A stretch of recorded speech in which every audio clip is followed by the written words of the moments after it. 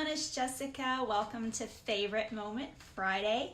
It's good to see you all here. Hey, the purpose of Favorite Moment Friday is to check in once a week and have a place where I come and share my favorite moments for the week and offer some kind of little teaching, observation, some perspective, and hopefully it's uplifting for you, it's helpful for you, and it inspires you to do the same. So when you're looking in your week, you have to actively be seeking out these moments to be grateful for, because if you wait for them just to come and you're not actively looking for them, they're going to be a lot less noticeable, right? So the power of intention and the power of focusing what it is you want to see is so important. And so this week I have a little place here in Beaumont that I frequent that they make fresh salads and smoothies and different takeaway food. I'm not a big cook. I mean, I do it.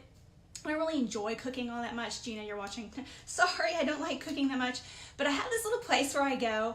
And I went there this week. The weather was kind of crummy. And I stopped in to get my salad. And, I walked in. And the women behind the counter are always so pleasant. And they're so kind. And I walk in and they say, well, hello, how are you? And it's like, the easiest thing, but somehow they really mean it. Like, they're kind of like, hey, how are you? How are you? I'm good, So I get my salad and I go to check out. And one of the ladies behind the counter said to me, oh, I have your dressing ready. And I said, oh, really? Because she knows I don't like the dressing that comes with the salad. I like to swap it out for the lemon dressing that they make, and they make it all fresh, And I said, well, thank you so much. And so she had it there, like, ready for me in the little takeaway thing. And she opened the salad and she swapped it out for me. And I bought it and I left. And when I got into my car, y'all, I felt like I'd been to a spa. I really did. I felt like, what a nice encounter. What a just, like, genuinely attentive person I just got to have an experience with. I just got to have a conversation with. And then I left there, ate my salad, and went to the supermarket where I had a completely different experience. And like I said, it was sort of raining and it was late in the day and the weather was crummy and we're standing in line. It's just like 8-10 deep in line and everyone's antsy and ready to get out of there with their groceries, and some people have kids with them.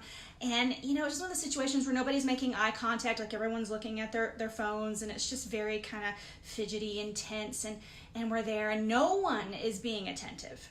But then I look over and I see this little boy. I guess he's probably about 5 or 6 years old, and it's the self-checkout, right? Because it's like the nightmare of self-checkout. They can't hire people. I don't know. Anyway, that's a rant. But they don't hire enough people to do like the actual line. So everyone's in the self-checkout line. We're all waiting. And this little boy, I look and I see him, and he's helping his mom unload the groceries and check things out. And so even in that moment of like chaos and hectic, like, disconnection, if you're looking for it, you will find the light, and you will find these little people and these conversations, and you'll find someone who will make eye contact with you. And this little boy, as he's helping, I'm just watching him, and he looked over at me and he went, and he just smiled and he was happy and genuinely like being of service to his mom. She had a baby on her hip, and she kind of had her hands full, and it was one of those moments within like the chaos of grocery checkout, like nightmare that no one really enjoys, that I just saw, and I was like, I have faith in humanity again, and it's these little moments, these little smiles and waves, and these little like, oh, I have your dressing ready for you. How are you? Eye contact moments that are so powerful, and it really is the new standard.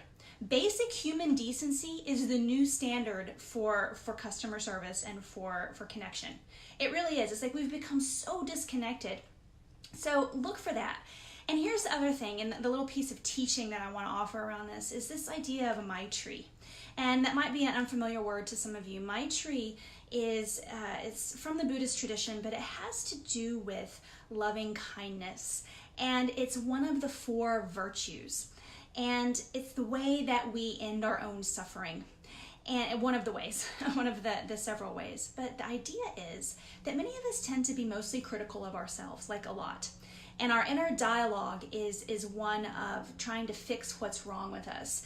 And we tend to have a sort of inner self-talk that's very critical. And so what the idea of Maitri is that we learn to befriend ourselves first. So before we can begin to really impact the world that we see, we must begin this conversation within our own hearts and within our own minds. And it's a very weird feeling at first because, especially as moms, there's always kind of like that running list of you need to work out, you need to get your hair done, you need to do the dishes, you need to do the kids, you need to keep up with the thing, and it's the list, right? And so we kind of tend to push ourselves. And there's nothing wrong with having a schedule and being productive.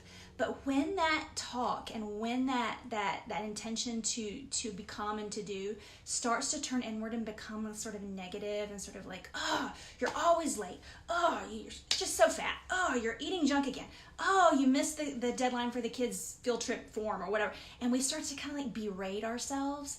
That's a real clue that this practice of Maitri is going to be a healing practice. So how does it work? First of all, where does it come from? Maitri has to do with our relationship to suffering. And the teaching is that there is always going to be some kind of pain in life. It's the nature of this world that we live in.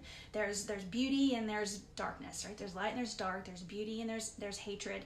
But that our relationship to that suffering is the thing that's going to either move us toward more suffering, or we use it as a way to cultivate more self-compassion.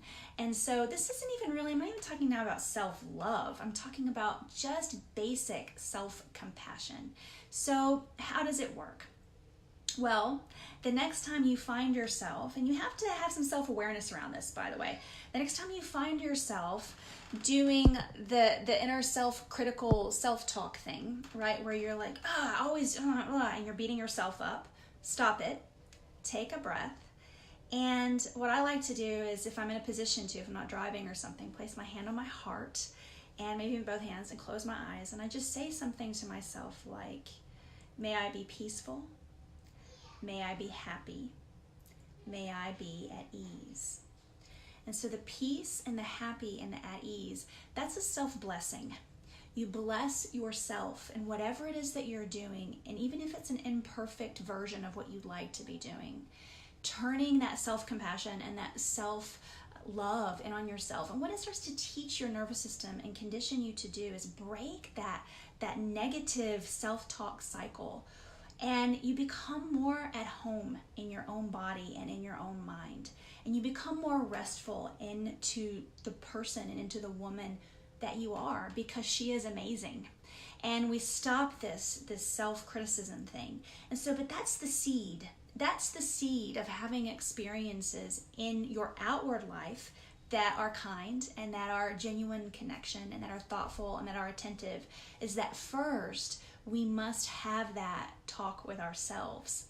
And so I hope that's some good food for thought for you this weekend and going into the next week. If the world that you see is one of chaos and anger and frustration, then likely that's what's going on in your inner world as well. And so it's just a really simple practice. Hand on your heart, close your eyes, because as you close your eyes, by the way, the reason we do that is it just brings attention inward and helps you to sort of root in and reflect inward. And you say those words to yourself: may I be peaceful, may I be happy, may I be at ease. And this is really nice for dealing with anxiety too, if you're a person who tends to feel more anxious, and you take those little moments throughout the day to do that. So I hope that you'll try that. I hope that you let me know how it goes. And it's weird. It's just starting anything new is weird. It's just weird. My son's starting a new thing here lately, and he's got a lot of anxiety around it because he's never done it before. And so anytime there's something new that we step into, it's just going to be that little bit of initial discomfort, or that initial, oh, I have to remember. And so remember this. Remember to place your hand on your heart, bless yourself, cultivate Maitri, loving kindness toward yourself, and you will start to see it more in your world. All right, so this is Jessica. This is my Favorite Moment Friday. I hope you're well. Do check in the Facebook group and let me know your favorite moments. If you don't have any, start looking for some. All right, see you next week. Namaste.